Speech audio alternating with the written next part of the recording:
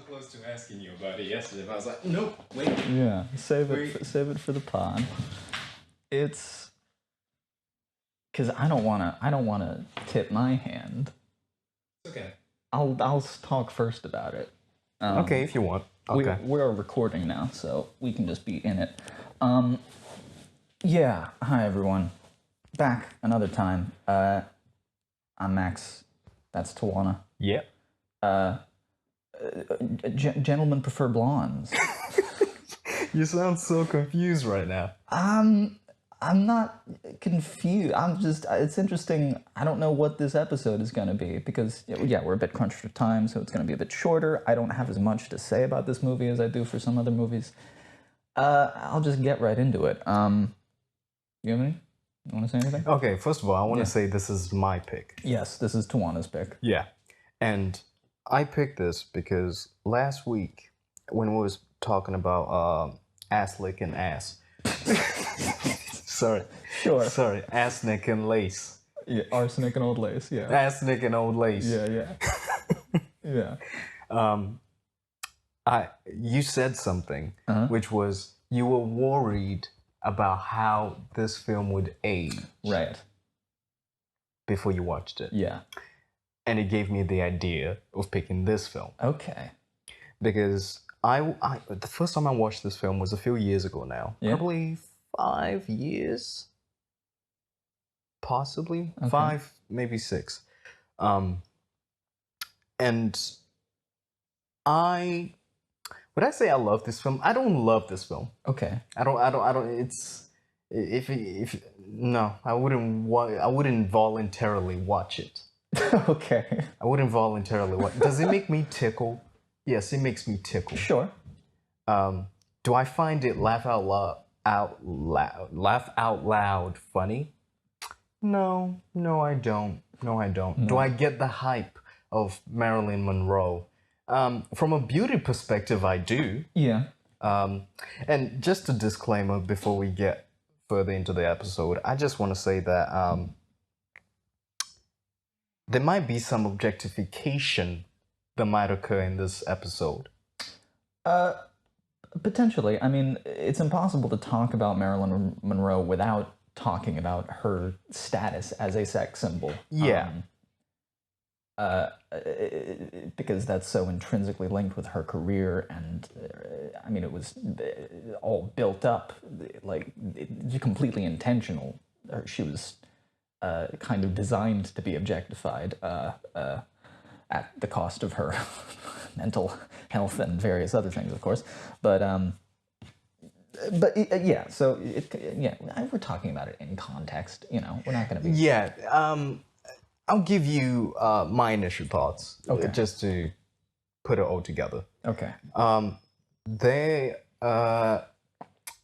Listen, is this one of the greats? No, it's not. It's not. It's not a classic. It is one of those films that maybe you might watch to gain some further context into Marilyn Monroe's career, but the basic gist is that you've got these two showgirls Yes. who are traveling. I don't even know where they're traveling from, but they're traveling from one place to another. Somewhere to Paris. Yeah, to Paris, and they perform, and it's based on a stage musical. And you've got various musical numbers throughout the film. Yeah. So, the biggest iconic one is at the end of the film, which is Diamonds are a girl's best friend. and listen, Max, you know me. Yeah. You know me. What do you think I'm gonna say? When you were watching this film, did it occur to you at any point? Oh, Tawana might say this. Tawana might say this. The thought has crossed my mind. What do you think I'm gonna say? I truly don't know is the thing. What do you think I'm gonna say? About Marilyn? About No. About these characters, Dorothy and Lorelai. about how you shouldn't trust these hoes. And Yes. I feel like that should be my mantra. When I meditate, I feel like I'm just gonna keep repeating that mantra when I meditate of just like, don't trust these hoes, don't trust these hoes, don't trust these hoes, don't trust these hoes. Because as I was watching this film, I was like, yeah, don't trust these hoes. These are two exceptionally shallow characters. It's an exceptionally shallow film. From front to back. And the problem, it's not really a problem, but the thing of why this episode will be shorter than the others is because there's not really anything cinematically interesting that occurs that's done by the director. There's not, the characters don't go on a big journey of transformation. Nope. They begin in one place and stay in that place throughout. Yeah. It's just a bunch of hijinks. Yeah.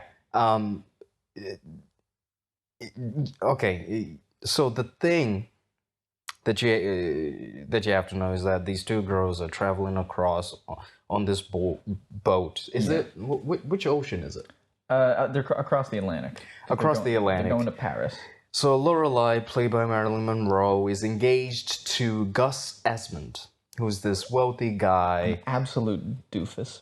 Absolute doofus. But what does she say? She says something about it's in the song.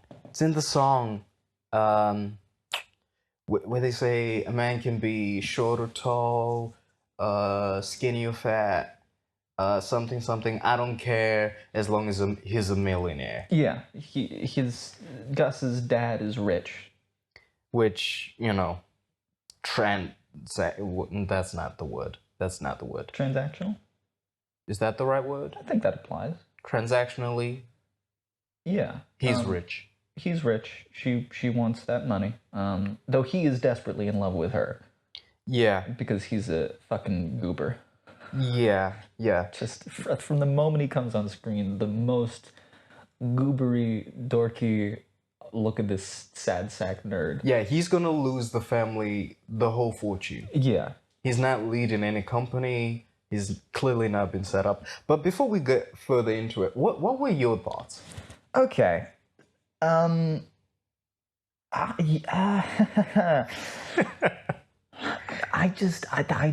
don't care for this movie. There is nothing exceptional about this movie whatsoever. This might be the first bullet. It's completely average. Yeah. I was interested to hear what you were thinking about it, because it's the first movie we've talked about that isn't, I can't say that it's great in any single way. No. It's not outright bad. No. It's no LOL. No. But it's just a nothing. To me, I got basically nothing from it. It's quite interesting because I sort of looked at it, and I don't think the first time I watched it I thought this, but now when I was watching it again, I was thinking, this is a bad message for girls. Yeah. An extremely bad message for girls. Yeah. And how we've, as society, and actually, okay, let me take that back. Mm-hmm. As a society, we've tried to get to a place where we say that women are equal, and they can be a working woman, and you know they can deserve as much rights as the man. Mm-hmm. This film completely just goes, nope. Dorothy, maybe, she's less like Lorelai. She's not a gold digger, but no. But she only cares about physical attractiveness. Yeah, they're both shallow. They're both shallow in their own way. Yeah, and Dorothy's played by Jane Russell. Jane Russell. And I cannot stress this enough. Both women are fantastic. Yeah. And as I was watching this film, I was like, oh, you see how Marilyn Monroe ends up being this figure of beauty, because the film is telling you she's a figure of beauty. Watching all these men, literally every single room that they enter, all the men stop and just stare. They are cavemen. It's almost like they're uncontrollable. It's just instant auga. Like, you know? But it is how, and they don't even care. That's the thing is that there's only one male character. What's his name again? Ernie Malone. Yeah, the detective, who's Yeah. he falls for Dorothy and sees Lorelai shtick. He's been hired by Gus's dad to trail Lorelai and find evidence that she is a faithless gold digger, so that Gus's dad can have some evidence to say, no, you cannot marry this woman. She is going to bleed us dry, Which is true. which is completely true. It's true. And she admits it Yeah. to his face, Yeah. to both of their faces. Yeah. Oh my god, this movie. I want to talk about Marilyn. Okay. Let's start with the performance. No. Okay, hold on. She's beautiful. She's beautiful. She's I would have liked to see her without any makeup to see what she actually looks like. sure. But she's like a Barbie doll. Was a Barbie doll designed after her? I don't know. I mean, certainly took inspiration at least. When did Barbies come out? But then I have to ask, do you prefer blondes? No. Wow, so you're not a gentleman. Fuck no, man. I'm a dog. No, yeah. Like I was thinking about that going into this movie. It's like, yeah, I get gentlemen prefer blondes, but I really don't. But most of the time, this is gonna sound objectifying as hell. No, I just no blondes. I'm more attracted to people who aren't blonde, brunettes. Like Jane Russell in this movie, I'm fucking in love with her. Because she has some sort of independence, some sort of urgency in her character. She's just not falling for any kind of shtick. And she even says it at some point in the film of like, I don't care how much money you make. No, Um, she just wants someone who's fucking hot. yeah, a man. She wants a man. Her number, her musical number. She literally sings with a bunch of gymnasts. Yeah, it's the American Olympic team on the boat with them, and she walks into the on-ship swimming pool while they're training, and it just turns into a musical number where she's surrounded by all these fucking hunks of meat, and she's just loving it. And Which was impressive because there was a certain point where there were three guys on, I don't know what the fuck you call it, what is it called, the gymnast thing? I don't know. I don't know what it's called. The thing that gymnasts do their fucking shit on. Yeah, the bars and all that. Yeah, the bars. And these three guys were like doing a handstand throughout the number, and they held it. And I was like, I was less interested in everything else. I was like, that shit's impressive. Yeah. Because you know that they're filming, and every single take, they're like, okay, now you got to get back up, and you have to hold it. You can't move, and that shit was impressive. Yeah, I admire that. Yeah. I could never do that. But that's neither here or there, because we need to go into Dorothy. She's a wisecracker. Yeah, She's street smart. yeah. She's got moxie. Yeah. Moxie. Yeah. Compared to Lorelai. Lorelai plays up the sexy baby thing. Yeah, and I wonder if the sort of dumb airhead blonde came from Marilyn Monroe doing things like this. I think it's a stereotype that probably existed before this, but this plays into it entirely. Because when did this come out? 1954? Okay, so we have seen 53. Yeah. other films with other women. This has to be the dumbest woman that we've seen. In some ways, yes, but then in other ways, she appears very smart. That's the interesting thing. So, going back to Marilyn's performance, Yeah. what did you think about it? Okay, Marilyn Monroe, you know, iconic beauty symbol. Also an incredible performer. Like she was a great actor. She is phenomenal musical performer. And this is not her best showcase. No, this is early on in her career. Yeah. This is before Lee Strasberg got involved. Yeah. She's so she's playing the sexy baby thing, the dumb blonde thing, and she's doing her Marilyn Monroe voice, and I'm not going to be all, you know, it's a completely manufactured affectation that she puts on, and she does that thing well. She holds it consistently, and she can be really, really funny. I've seen her in other movies where she is witty and funny. There's moments in this where she's doing physical acting, which I find hilarious. Just these little moments of like, she understands what is funny. She's, at one point when her and Dorothy are pouring the drinks because they're going to roofie Ernie? I can't remember. Malone. Yeah, they're going to roofie him basically so they can do something. I watched this 2 days ago and it's already dripping out of my mind. So, but she's pouring these drinks, she's mixing these drinks, and the way she's doing it, her arms are like, her elbows are high up and she's flapping around in the air and she's looking so intently at this. She's playing this sort of dope dumb blonde character, really, really funny.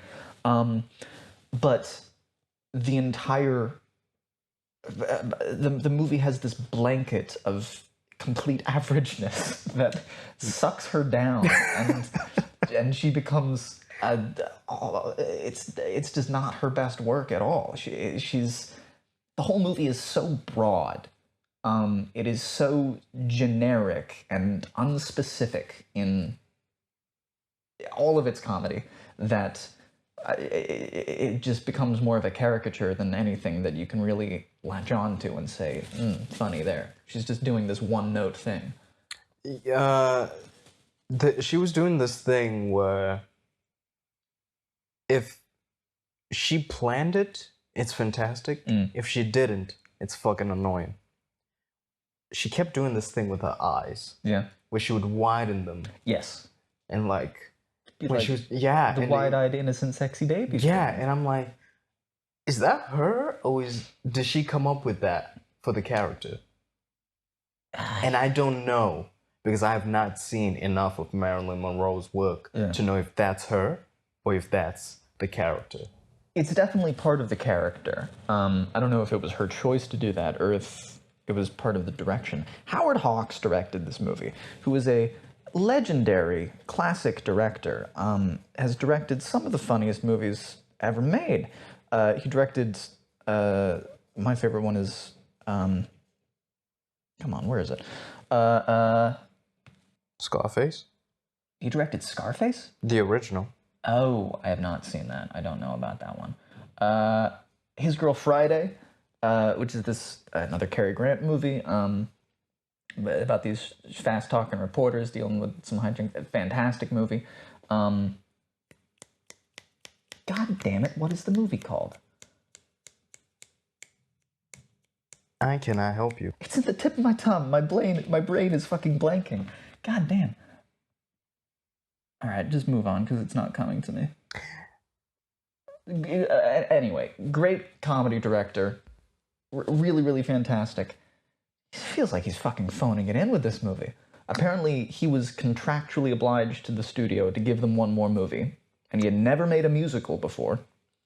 And so he was like, yeah, I'll direct this one. And apparently he had basically nothing to do with directing the musical sequences at all. Apparently he wasn't even on set for most of that. That was done by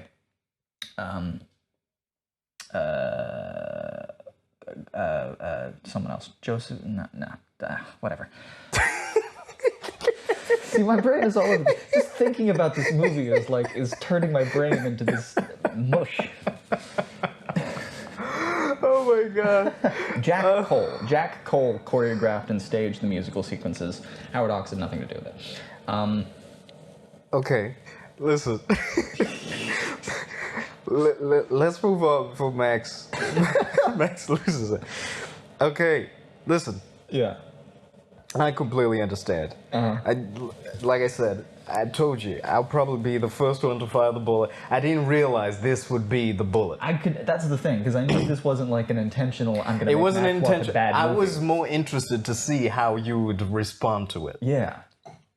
And last week, when I told you the pic, you said you'd seen it before. When I was quite young. So I was like, oh, okay, that'll be interesting. But we didn't talk about it. So now, hearing your thoughts, I'm like, oh, this is the first bullet, an unintentional bullet. I didn't mean to squeeze the trigger. Yeah. It was more like a bluff. Yeah. And then I accidentally squeezed the trigger. There's some flack in the barrel. Yeah. It's like because with Brendan Lee on The Crow. honestly, I feel like this film is great when you're fucking high. Possibly. Yeah, because you cannot. Well, one of the things you have to remember is that it's a satire. Is it though? I mean, apparently, I don't know. Apparently, it's based on a book from the 1920s, which was about the sort of, unbarred hedonism of the 1920s. It came out the same year as The Great Gatsby, which if they had kept that sort of setting and attitude, I haven't read the book, but from what it sounds like, that sounds like an interesting examination of a time when, it was the Gilded Age, and the attitude was live your best life. And so talking about these 1920s flapper girl on the forefront of, women's suffrage had been passed in America, and it's sort of the first time a lot of these more modern feminist ideals are coming around in mainstream society. I'm going to stop you there. Sure. Because you say feminist ideas. So, as I wasn't seething, but I was like, I hate these girls. But towards the end, Lorelai says, she has this line where she says, a woman gets to be pretty and a guy gets to be rich. That's sort of our thing. That's what we fall in love with. Yeah. And I kind of got it. I got it. It's a true thing that when it comes to traditional power dynamics in society, men are the ones who did the work and made the money, and women are the ones who looked pretty and raised the family. And so you take those power dynamics, and it's money and looks, and those are sort of the two ways that people express their power back then, and people still do it now. It's when I say feminist ideals, at the time this movie came out, the idea of showing these two women who unashamedly use their looks to get what they want and not really judge them for it.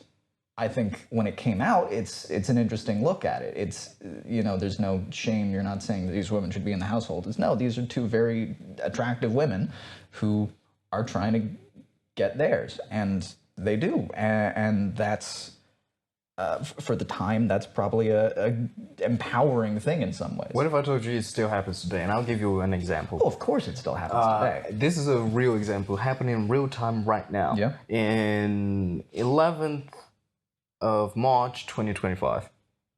Right, so I dabble in American football. So you don't, so you don't know. I may have heard of this, though. Bill Belichick, okay, the former coach of New England Patriots, he is 74, I want to say. 74, 72. I think he might be 72. His girlfriend is 24. Sure.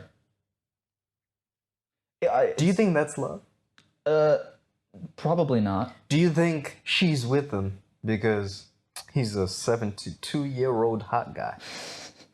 Or is it because he's rich? It's probably because he's rich. We talked about this with the first episode of this we did with Magnolia and Julianne Moore's character in that, how she married. Yes, we did. Yeah. And how that, that's directly sort of taken inspiration from Anna Nicole Smith, who, this young supermodel woman who marries this 90-year-old rich guy, and it's clear what is going on here. It's like, all right, he gets to be married to this hot smoke show, and she's going to get all his money when he dies. And she didn't end up getting his money when she dies, and she ended up getting judged and trashed by society to the point that she died of an overdose. But I mean, there's nothing inherently wrong with having a transactional relationship like that. If two people are game for it and they know what they're both getting out of it, then I think fine, go for it. Where am I going with this? Where are you going with this? You're getting so agitated right now. Would you have a transactional relationship? Well, I'm not rich enough to have a transaction. Okay, now you're not, but when you're 72. Would I be a sugar baby to a sugar mama? Would you be a sugar daddy to a sugar baby? If I had the money, maybe. I would absolutely be a sugar baby right now. When I was 19 and I first moved to London, I got a message on Instagram from some woman saying, like, basically trying to recruit me into a sugar baby thing. And you didn't take it? No. Oh, man. It was 2019 and I was still figuring shit out. Oh, man. But now, I would absolutely do it. You should hit her up and be like, is she still alive? I think she's still alive. She was probably only in her 40s. Because COVID happened, she might be dead. Oh, maybe. But going back to the story, Yeah. because the story isn't that complicated. Because whilst they're on the fucking boat, they meet Piggy. Piggy, Charles Coburn, who for some reason has top billing in this movie next Does to he? Jane Russell and Marilyn Monroe. His name is on the poster. Oh shit! Him, Jane Russell, and Marilyn Monroe, directed by Howard Hawks. No other names on the poster. He's got a great fucking deal because doesn't he? He gets to spend time with Marilyn Monroe. Mm-hmm. Good for him. He is a South African diamond mine owner. We know how he got those diamonds. Terrible, horrible. We know how he got those diamonds. Atrocities in the background of this character that you're not supposed to think about. Yeah, but she doesn't care because he can give her diamonds and tiaras. And see, I enjoyed the more comedic aspects with his character, especially when the wife arrived, and his wife is Sure. She's about the same age as him, maybe a bit younger. yeah, but he's old. Yeah. Yeah, so obviously when he sees a young Marilyn Monroe, it's enticing. Yeah. But like you see, I forgot what we were watching the other week, and I think I went to you and I was like, age is gonna catch up to everybody, yo. So if you do get to 70 and 80 and you are able to get a 20-year-old, go for it, man. Like, you ain't got long to live. Have fun. That's what I mean. Like, if it's two consenting adults and they understand what it is, sure. Yeah. Is 18 good enough? 18. I mean, 18 is pretty young. I would. 19. 19. No matter the age difference, I'm going to be giving it a little bit of side eye.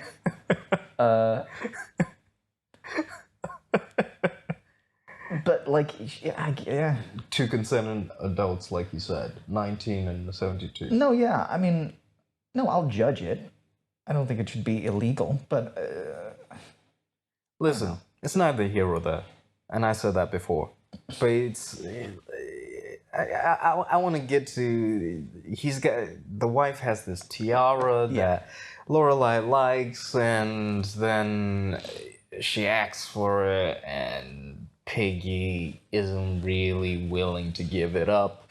But then when Lorelai says she'll give it up, if you know, which this goes back to the same old thing. You can't trust these hoes, because during all of this, during the whole Piggy situation, she's still engaged to Gus. yeah. Still engaged with Gus. Yeah. And completely forgets about Gus because Piggy has diamonds. Little Piggy. Yeah. Has fucking diamonds, and that's enough. Diamonds are a girl's best friend. In fact, when she sees, I think it's the wife and the diamond. I can't remember exactly what it is, but there's one shot where like a diamond is superimposed like a fucking cartoon on top of someone's face in Lorelai's vision, and so she's just seeing the diamonds in it. Yeah, that's It's literally like someone seeing a bunch of money in their eyes have dollar signs in them. It's That's scary to me. yeah, Because if I, and you know those type of people exist. yeah, If I ever met someone like that, that would scare me. Because Sure. clearly you do not have any control over yourself. The thing that you're chasing is this materialistic thing which can go away at any point, which means that if you put so much value into that and you, I don't know, you find yourself worth within that, when that goes away, you're going to be completely destroyed as a human being. And that's the scary thing of a type of person like that. You cannot trust them, you cannot rely on them. That's why you can't trust these hoes.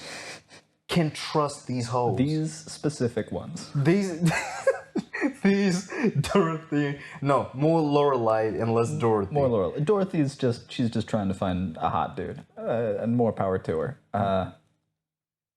Lorelai is a craven. The strange thing is when you watch the two girls, you do wonder how they are friends. Because Yeah. they're the complete opposite. Yeah. I mean, they're both hot, yes.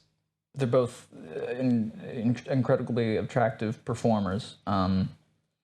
So they have this double act, I guess. But no, you're not supposed to think about it. They're friends, and Dorothy strongly cares about Lorelai, and I guess Lorelai cares about Dorothy. But Lorelai doesn't really do anything for Dorothy in this movie. No. Dorothy covers for Lorelai. Yeah. Lorelai's just chasing the money. Yeah. Yeah. Even on the boat, what's the scene when they're sat at the table, and they sit down and they're told, oh, Mr. What's he called? The little I'm forgetting his name. Little Little yeah, the little Malone? no, the other one that saves Lorelai at the pothole. The kid. Yeah. The kid.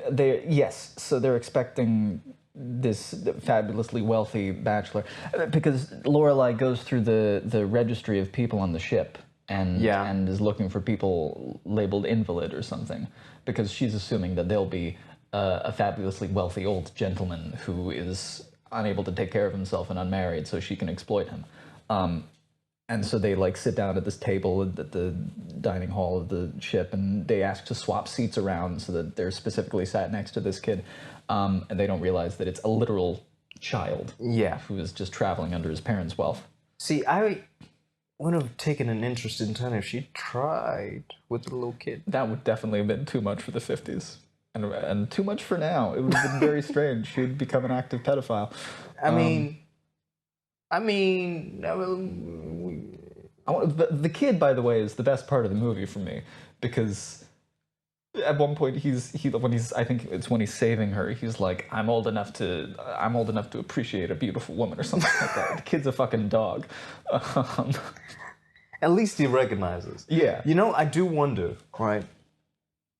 And I've thought about this recently, especially the other day when we were watching the documentary about social media affecting kids. When do the idea of finding another person attractive enter? Because for me, I think it was probably when I was in nursery. Whoa. And I'll tell you the story. So, I mean, I didn't even realize it, right? But I remember there was this other girl that I really liked. I had a crush on her. So, you know how at that age you get nap times. Yeah. So I would always try and nap close to her. And you know that kind of tomfoolery and shit like that. Yeah. But you're not even thinking about anything else. You're just oh yeah, it's innocent. You know but that you like this person. I do wonder when it starts.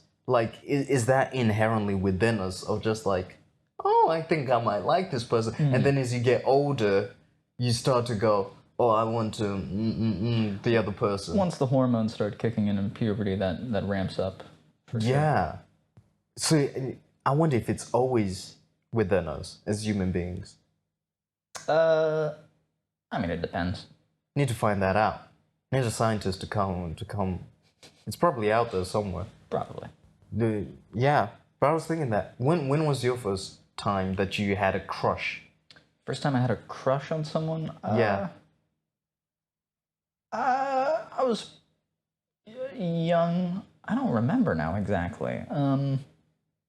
I mean, I guess I had little crushes on people when I was around, nursery age. Because I feel like it happens. You even see with little kids where you're like, oh, that kid's got a little crush on that kid. It's like, oh, it's so cute. Because they don't even realize what it is. They don't even know why they're like, oh, do you want to play with me? And like, oh, it's so cute, so cute. And then you end up being a Lorelai. What happens next? Oh, the tiara. Yeah. She's trying to get the tiara from Piggy and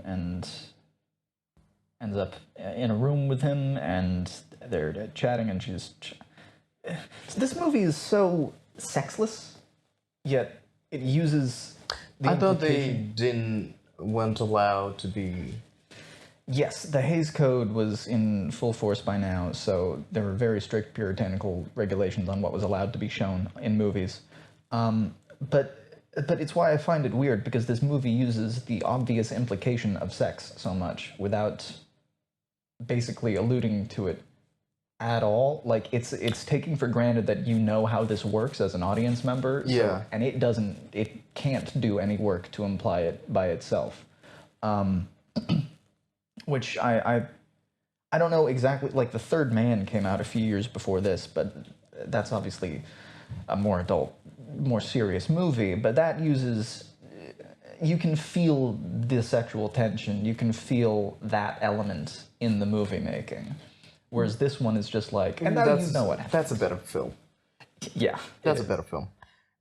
It's quite interesting you say that, because one of the things that Lorelai says, and she says this a couple of times in the film, where they had, Dorothy says, we have to get $35,000. Yeah. $35,000?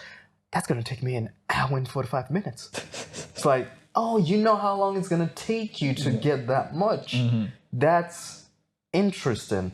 And how she uses her sexuality a lot. This goes back to a thing of like, you can go that she's dumb, but she's clearly smart enough to know how to work it. Very smart, but inconsistently so. Like, when she's trying to get herself sat next to the rich person that she thinks is a rich old guy for dinner on the ship, she talks to the host, whatever, who's in charge of that, and says, she talked about how, basically implies that, oh, wouldn't it be a shame if this attractive, incredible bombshell didn't show up at dinner tonight and you lost a lot of money because less people were interested in sticking around. And she implies that she's done this before. She would like hang out at a casino or something, and she would be the eye candy, and then a bunch of dudes would come around and spend a lot of money on her and spend a lot of their own money there. Basically the acknowledgement that, yeah, if I'm here, you will make more money because people want to be around me. So wouldn't it be a shame if I'm not here because I'm not sat next to the person I want to? And so she uses that to get herself sat next to this rich guy. So she's very sharp about the economy of her worth, her supposed worth, her capital in this transaction. But then at the end, she's all shocked when she realizes that she's not going to get to keep the diamond tiara. Yeah, and she doesn't give it back. Yeah, she doesn't give it back. She's like, Piggy gave it to me. Yeah. Like, shut the fuck up. And it bothered me because, like, she's smart enough to know how this works. Why is she playing dumb now and not realizing that this wasn't going to work out for her? Is she smart? Does she know how to use this? Or is she a dummy who's just impulsive and wants the diamonds? Maybe it's all of the above. Maybe we're thinking about it too much. Definitely because gentlemen prefer blondes. You know? And clearly we're two guys who do not prefer blondes. Yeah. So now we ain't even the demographic. We ain't even the demographic. This film is for gentlemen who prefer blondes. But see, now I want to get back to how this movie is just not very well made. But it's not supposed to be. See, okay. I feel like this film is a vehicle for Marilyn Monroe to push her hotness. Sure. I feel like that's primarily the function of this film. Sure. If going back to that age of the studio system, if you've got Marilyn Monroe on a contract, and we're like, okay, we need to position her to become the next whatever female Yeah. in Hollywood. What can we put her in that people are gonna gravitate towards, and they'll start thinking of her as like, oh, it's the hot one. Put her in a picture where she can dance and sing a little bit and wear some fabulous costumes and beguile all the men. And all the guys fall for her. Yeah. And it's exactly this. It's exactly this. So I think it's less so about like great filmmaking and more so about a business move of like, we just need to position her to the place of she's the new one. Yeah. Because this is early on in her career. I think this was her fourth, fifth film. Something like that. And that's back in the days when they're doing like 2-3 films a year. Yeah. Yeah. Yes, I understand this movie as that sort of business intent, but I mean, just the way it's made, like, I expect more from Howard Hawks. I kind of expect more from Marilyn Monroe. And You shouldn't. If it's a business move, why are you expecting more? because these are talented people. But I'm also talking about this because I want to point out, because there's nothing exceptional about this movie, I want to talk about why this movie doesn't work for me, which is it just feels very flat throughout. The plot is obviously shoestring. You're not supposed to think too deeply about it. Sure, fine. But then the movie making itself, the camera is boringly placed, and I've apparently critics at the time were mixed. Some people really loved it, and some people thought it was not good. One critic said something that I completely agree with, which called the Howard Hawks direction uncomfortably cloddish and slow, and found the gags for Russell devoid of character or charm. True. None of the jokes are, they don't really work. It's slow. The timing is not good. True. The pacing is weird. Yeah, the pacing is extremely weird. Even I thought that. Where it starts off with, that's the thing with musicals, right? Is that I sort of feel like with musicals, whenever there's a big number, it peaks and then it drops. Yeah, all the momentum is sucked out so that they can awkwardly set up the next hijink. Then it drops so much, and it's a while before you get the next musical number. It's a bit like The Greatest Showman, right? You ever seen The Greatest Showman? No.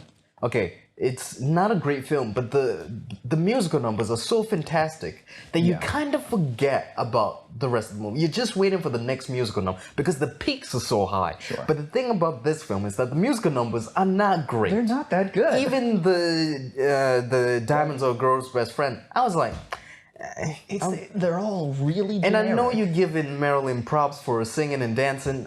but I was like, not here, elsewhere. yeah, okay.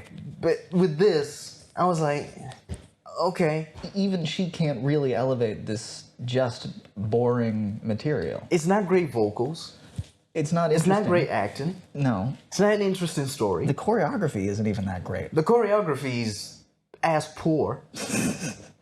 Ass poor. Even I can do. Compared to other movie musicals made around this time, it's like, you could tell Howard Hawks wasn't doing any of this, and it all feels phoned in.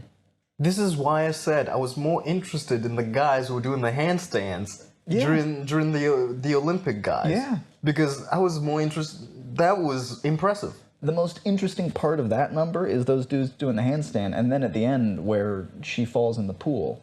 Oh yeah. So that was a mistake. You could tell it's a mistake. Yeah, they were, film cost fucking money back then. And so they were going through this, and she accidentally got knocked over by one of the divers jumping over her. She falls in the pool, and then they just have to roll with it. So that's like one of the most charming bits of that number, and it wasn't even part of the plan. You have a pool here, and you're not going to use it for anything? Yeah. Come on, guys. Yeah. Yeah. Listen, is this okay? Well, hold on. They arrive in Paris, They arrive in Paris. and Piggy's wife gets the police. The police come to arrest Lorelai, and they don't for some weird reason because she's beautiful. They don't arrest her, but they take her to court. Straight away. Yeah. And there's another musical number whilst they in Paris, where before the last number of Diamonds Are a Girl's Best Friend, where they're at a cafe and they've been kicked out of the hotel, and it's all the Parisians singing along with them, and they're singing with these two boys. Oh my God, yeah. And I forgot about that one. I see this is when he got to this point, this is where I was like, listen. These two should not be singing. They're great lookers, but I'm not interested in their singing. There's nothing about these two performances that I take away and be like, oh yeah, that's great. No, it's what I mean. This movie takes everyone else down to its level. Even that number, which was sort of, it comes at a point where the characters are at the lowest. And even then, I don't feel sorry for them. No, because they're gonna be fine. Yeah, you always feel like they're gonna be fine. You always there's no stakes. There's no stakes throughout There's any no of it. stakes. It's a little bit like MCU films sometimes. Yeah, kind of. Where you kind of go, I'm watching this, but I know there's no stakes. So I've got no connection to any of the characters because they're going to be fine at the end of it.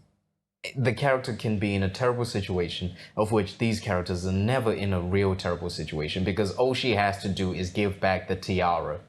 Then it turns out that she doesn't have the tiara. Piggy actually has the tiara because he did the old switcheroo. And he's running away with it. And Malone just sort of figures it out. Of which, why? I asked myself this. Why is Piggy on the boat and then he's taking the plane as soon as he lands in Paris? Why not just... And I don't even... Where's he going, by the way? Is he going back to South Africa? I don't fucking know. I don't even know where he's going back to. But I was just like, why not take the plane straight to where you're going? Are you on the boat just for the action to happen with Lorelai? Maybe, but then why is his wife there? Why in Paris does he pretend to be someone else for a hot minute before Malone recognizes him immediately? Like, Someone he's had multiple conversations with Yeah. and pretends as if he's a different person. yeah. And then when called out, immediately drops it and is like, oh yes, you found me. I'm doing That's that's where you go. You go in for the comedy, and it's just not hidden.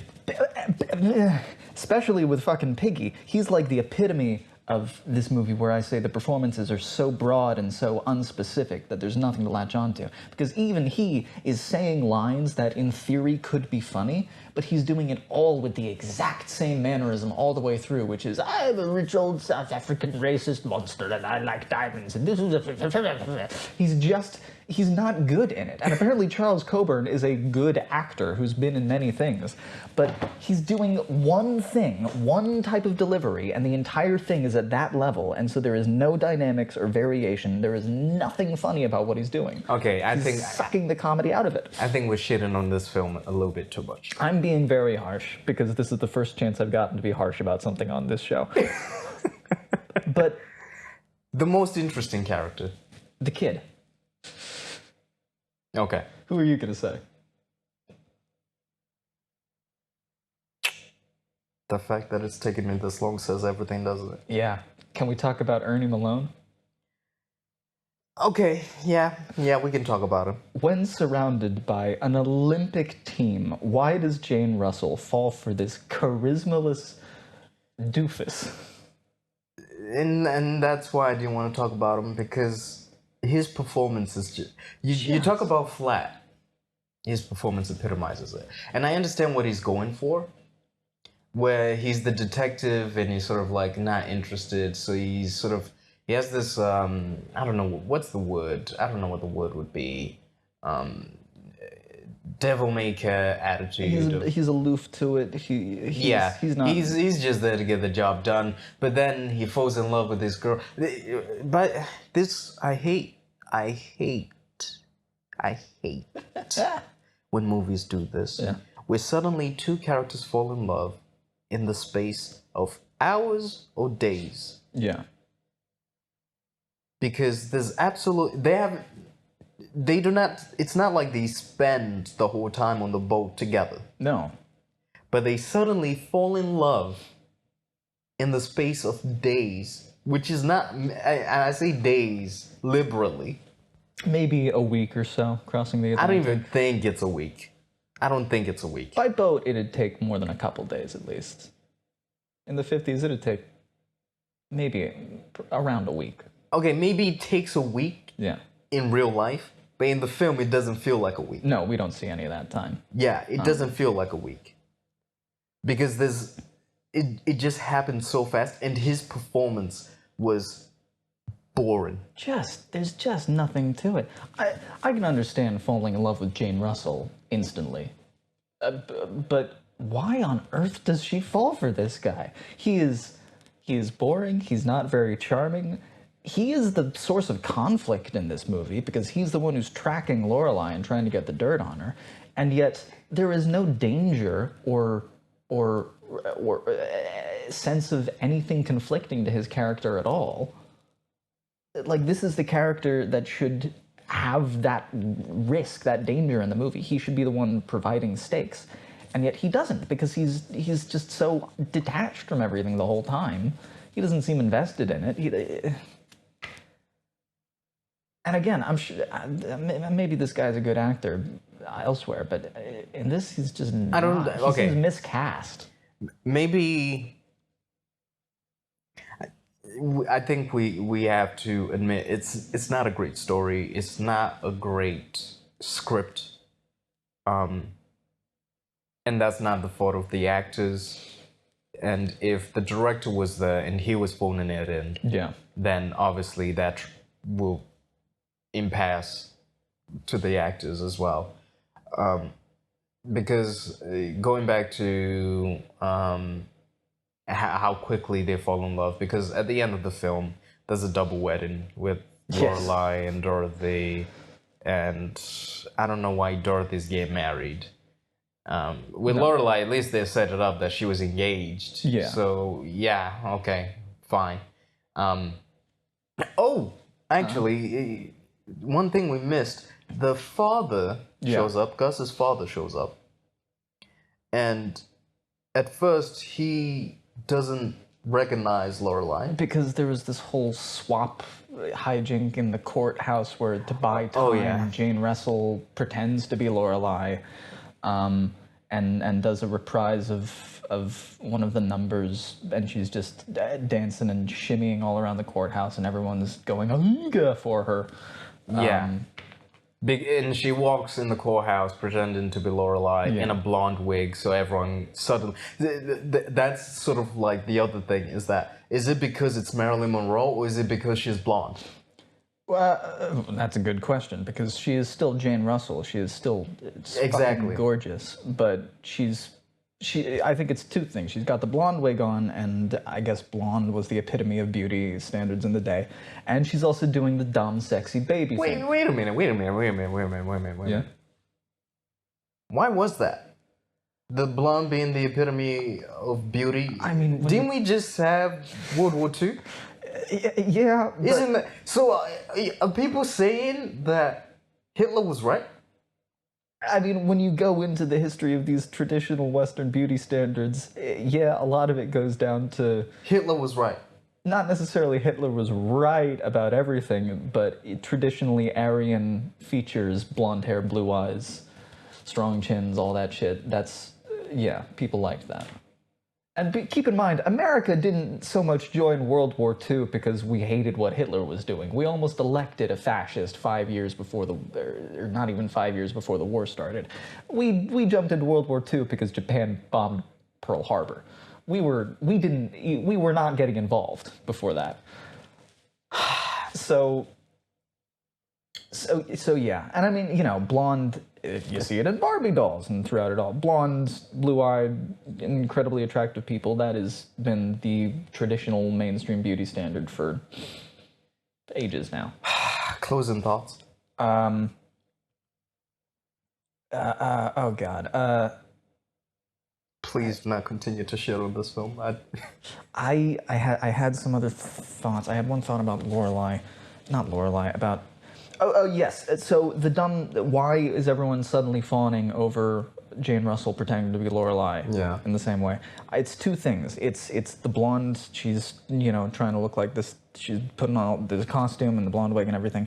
And then it's the sexy baby thing, because that is another stereotype this movie perpetuates, which is the weird fetishization of women who are adult and have, a body that you're legally allowed to be attracted to, but they don't act like it. They act like a little sexy baby. The schoolgirl. The schoolgirl thing, Yeah. where it's like, I'm just a dumb little girl and I can't take care of myself at all. and this movie plays it up. The one charming thing. Okay, that sounds incredibly harsh. One of the charming things that Marilyn Monroe does in this, and it's part of the script, is how she never says me, she always says I. She's like, and when we were there, and so it was him and I, and I just don't know what the problem with I is, and she replaces me with I the whole time because she's a dumb, sexy baby. And Jane Russell plays that up. Like, she's doing an actually funny parody of Marilyn Monroe's character. Yeah, she is. When she's pretending to be Lorelai. And that's the moment when the satire appeared strongest to me. Because it was pointing out that, look at all these dumb idiots falling for this fake performance. But past that, I don't see this movie having really a satirical edge that it's aware of. It's meant to be satirical. Is it? Yeah, no, I mean that's. I guess, yeah. That's what it's meant to be. It's taking, but it feels like it takes it so much for granted that it's just playing it straight. I can't talk about this movie much more without continuing to be harsh about it. So, and I'm being more harsh than I should be. Like, it's fine. It's just not. It's not as bad as we're making it out to be. No. It's fine. Throw it on. You might find it entertaining. Yeah. The costumes are fantastic. Oh, absolutely Outstanding. fantastic. The two women are absolutely gorgeous. Everything they wear is You can incredible just look. be in a daze and just watch those two if you want. Just put it on mute. You don't need to listen to anything that's going on. Just watch those two women and you have a good enough time.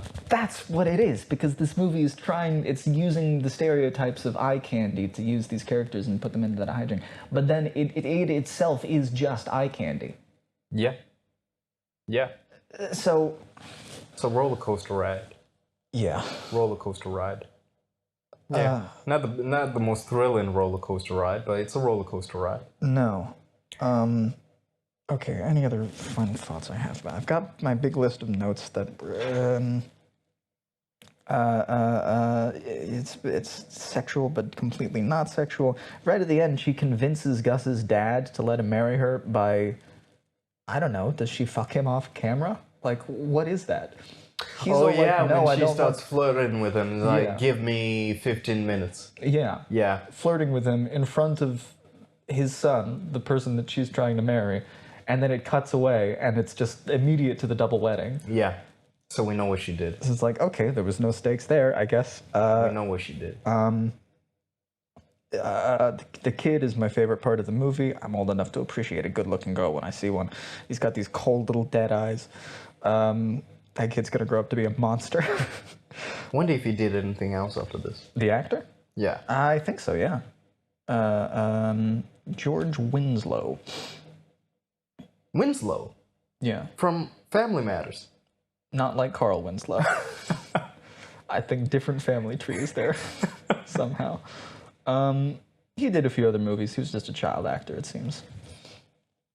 Costumes are great. Oh God, when Piggy is giving her a demonstration of speaking in Swahili and he's just barking a bunch of gibberish sounds. Oh yeah. It's like, oh God. Yeah, I've tried not to talk about that because it's too close to home for me, but yeah, I'm not going to talk about that. We've talked a little bit about the casual racism of the time in other movies, and this movie is... Yeah, I'm not going to talk about that. Yeah. Ultimately, this movie is just a pretty shallow rom-com. They still make movies like this. Yeah, just don't watch them. Yeah, it's not but for me. watch this one if you're interested. My final thoughts are: Is it a great film? No. Is it bad? No. It's not bad. No. No, it's not bad. It's just mediocre, which maybe is bad, depending on how you look at it. You should remember that Marilyn Monroe was originally not blonde. She dyed her hair. Yeah. Hitler was right, because clearly gentlemen prefer blondes. Yeah, let's not have that going on there. And yeah, I think that's what I have. It's fine. Listen, it's fine. It's not gonna be one of those that you're gonna remember. You're gonna forget about it as soon as you watch it. Maybe it would be interesting to watch it with women. Maybe. To see what they feel. Yeah.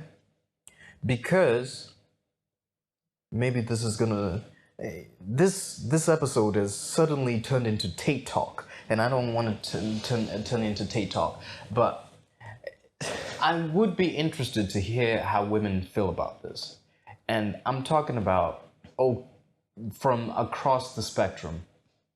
Because I do feel as if there are some women who like the career aspect, focus on your career and all that. But there's also some women who just want to be looked after and stuff like that. Well, it's the thing about the thing about how this movie applies to modern society is that obviously it's dated, and these aren't... I wouldn't show this movie to my daughter. You wouldn't? Even to show her... Yeah? You know, diamonds are a girl's best friend. No, because I don't think it's a particularly great musical number. I would show her some other Marilyn Monroe movie that's much better than this one. But the messages that this movie, it's not trying to send a message of any kind, of course. So, but depicting these characters who are, again, what I said, context for the time probably could be seen as feminist. They're empowered, they're doing their own thing, and they're not being taken down by any men. That's cool, but then there's the other bundle of worms where they are quite shallow, but then, because yes, the whole idea of feminism for the past 50 years has been that women are equal to men and they can do anything a man can because of course they can, and that's fine. And for a while society was shaming women for playing into the sexy baby thing, but then you've got this movement these days of like trad wives and things like that who specifically want to just be eye candy, stay at home. Yeah, I mean, you've got the slut walk. You've got the slut walk. I don't even know what that is. You don't know what that is? I don't think so. Everyone Google slut walk. Google slut walk.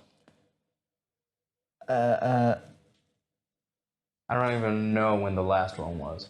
Oh, a transnational movement calling for the end to rape culture and the end of slut shaming and all this stuff. Yes, but that's what I mean. So, like, yes, if women want to use their looks to get ahead, then that's more power to them. And you might not trust a gold digger or something like that. I don't know. I might cut some of this out because I don't know what I'm saying. This is... No, you should keep it in. You should keep it in. I've never heard you say gold digger before. It's Remember, I think you should name this episode Don't Trust These Hoes. I'm not gonna call it that. Okay, I'm gonna fine, call it fine. Talking Pictures, Gentlemen Prefer Blondes. Fine. Yeah, yes, I would be interested to see what women think about this movie because it's a hornet's nest of implications about what it's saying and the context and how we could apply it. Interesting pick. I fired the first bullet. And my next pick may or may not be worse than this. Oh my god. I haven't decided yet. I might pick a really good one next. Yeah. I might. I still need to think about what I'm picking because this is giving me to think of where to take this from. Yeah, I think you know what? I think we've talked about good movies for a while. Yeah. And we've even been watching bad movies recently. Oh yeah. So I think it's okay if you pick a bad one. It's fine. I'll let you fire a shot. I'll let you fire a shot. I don't know if I want because I think I know what my first real shot's gonna be, and I want to save it for the right moment. I know what my first shot's gonna be. Yeah. You're gonna hate it. I know that you're not gonna like mine. I'm gonna love mine. It's not a shot for me, but you're gonna. I already know that you don't want to watch this one. So yeah, I'm not sure whether I'll respond directly to this one or there's still other like genres of movie. Like I want to pick an animated movie at some point soon because. Oh yeah, it's criminal that we haven't picked an animated. All right, I might do an animated one then. Anyway. What an episode. This has been an interesting episode. I think this has been our shortest episode to date. Yes. Some things may have been cut out. I don't know what the final product is. Max is going to decide what stays and what doesn't. Yeah. If it stays the same, we hope you enjoyed it. Yeah. If it doesn't, we hope you enjoyed it. Stay safe, stay healthy, look out for yourself, and we'll see you next week. Oh no, you'll hear us next week. Yeah. Peace. Peace. Diamonds are a girl's best friend.